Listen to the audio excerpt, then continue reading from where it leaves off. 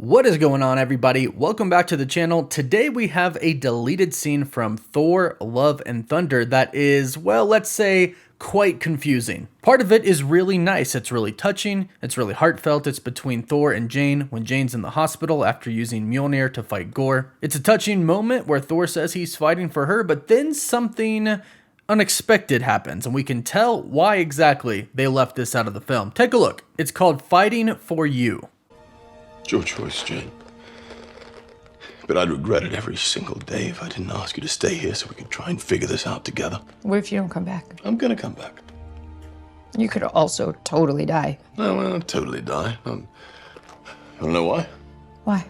Because the fact of the matter is I'm unkillable. I can't die. Because I have something worth living for now, something worth fighting for, and that is you.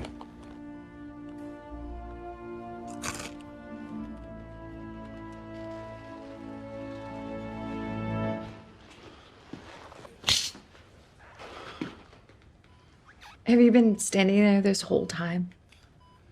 Yes. It seems like you are an emotion god after all. Come with me. I have something you might need. So the first part is great. Like I said, it's a touching scene between Thor and Jane. He says he's coming back. She says you could die. He says I could, but the fact is I'm unkillable because I have something worth fighting for. I have you. And that's really nice, but then something unexpected happens. Thor hears somebody eating something behind the curtains. He goes to the curtain, and who does he find?